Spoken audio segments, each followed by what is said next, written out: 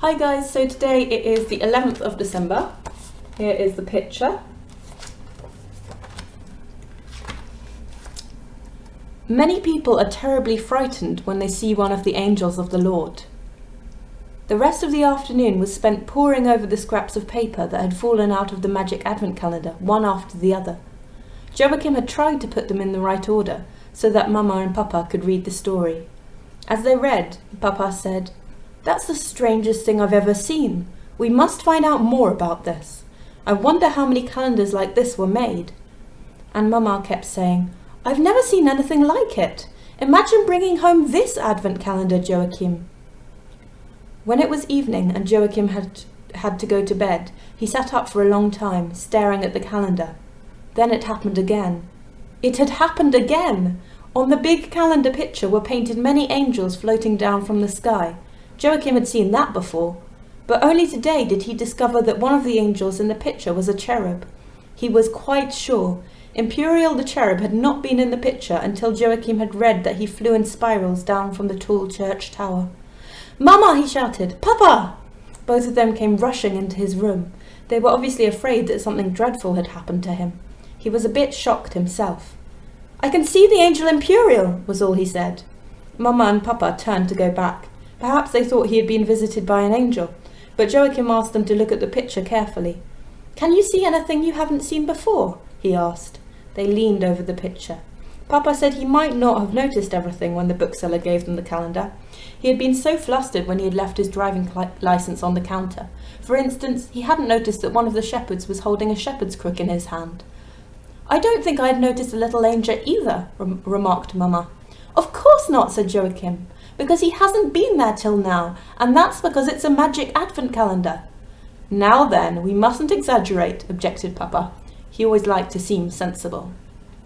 The last thing Joachim thought before he fell asleep was that one of the angels in heaven was called Joachiel, almost the same as himself.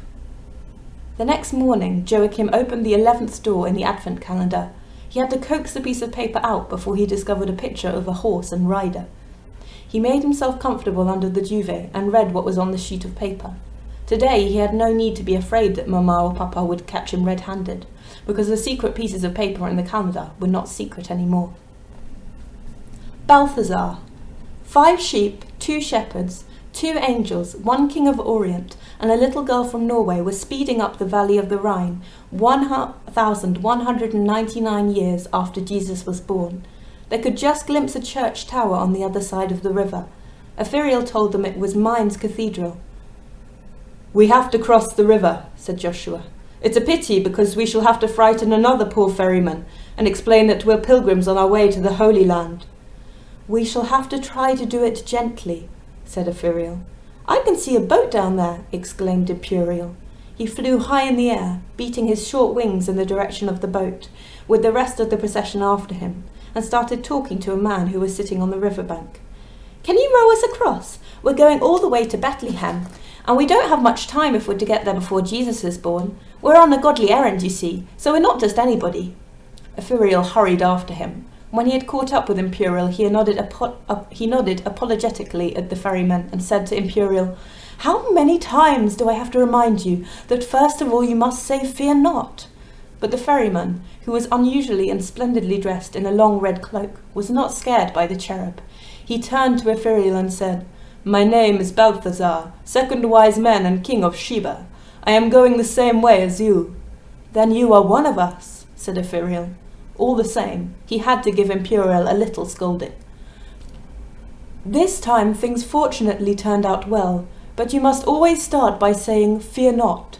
Don't you realize that many people are terribly frightened when they see one of the angels of the Lord? At any rate, when we beat our wings."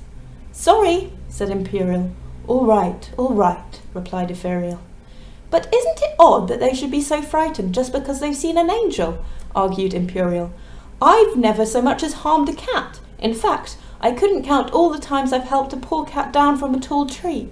Of course, the cats ought to learn once and for all not to climb too high up in the trees, but when we do come and help them, they're not in the slightest bit frightened. It's always humans who are so terribly nervous." The 2 wise men had embraced each other. "It's been a very long time," said the one. "And it was a very long time from the Rhine," answered the other.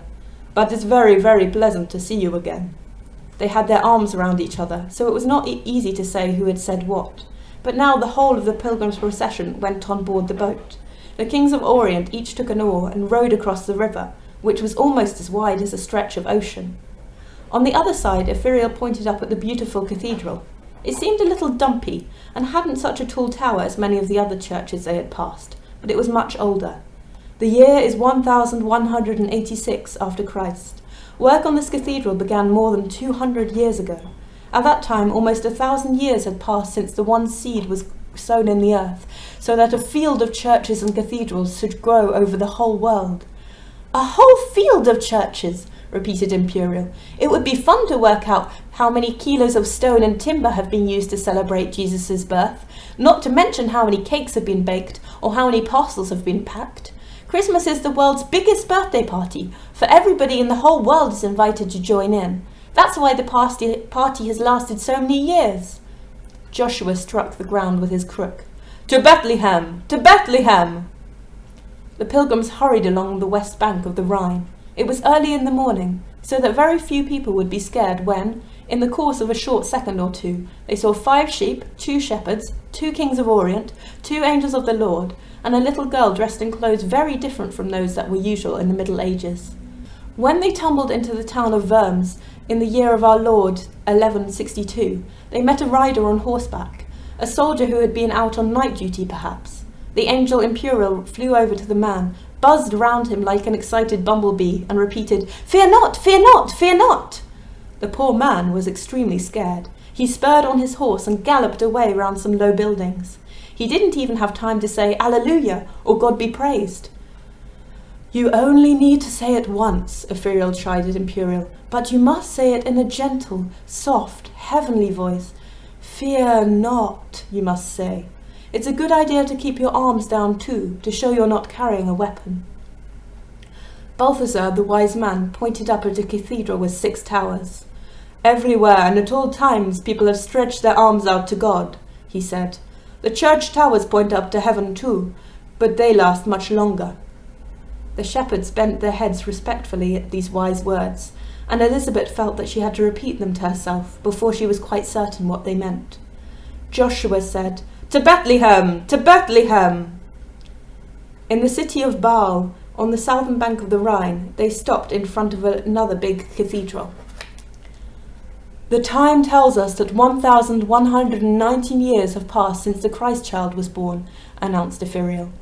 "This cathedral with 5 naves has just celebrated its centenary, but for hundreds of years Baal has been an important crossroads for travellers who have journeyed through the Alps between Italy and northern Europe. We are going to follow the same route over the St. Bernard Pass." "To Bethlehem!" said Joshua the shepherd, striking his crook on the ground. "To Bethlehem!" Whereupon they set off upwards through the Swiss mountains. Joachim sat up in bed, thinking about the strange pilgrimage to Bethlehem. After a while, his mother and father came in to read what was on the piece of paper.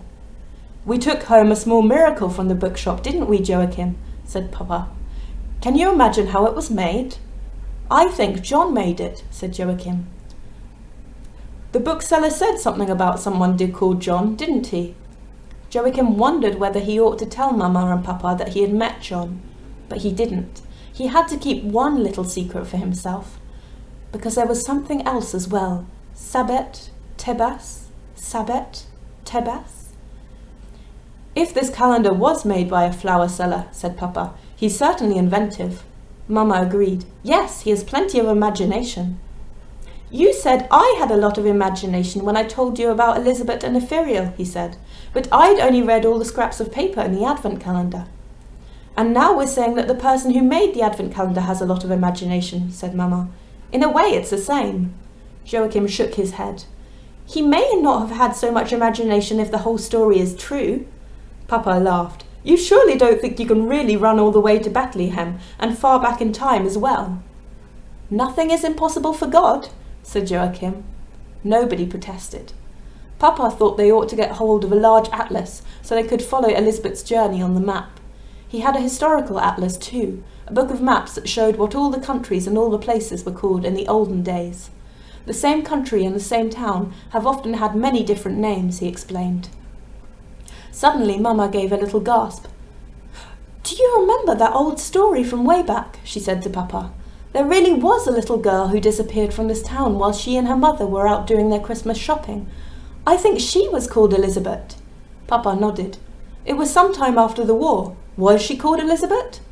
I think so, said Mama, but I'm not sure. Suddenly, it was as if Mama and Papa had forgotten Joachim. They were so busy talking to each other. So maybe he's remembered that old story and made the rest up himself, suggested Papa. If it is this flower seller who's made it. Can you find out whether she was called Elizabeth? Said Joachim. Yes, I should think so, replied Papa. Not that it really matters what she was called. The last person to say anything before they had to hurry to eat breakfast was Joachim. I think it matters a lot, he said, because the lady in the photo was called Elizabeth too. Okay, and that is the end of chapter 11. I'll see you guys tomorrow. Bye.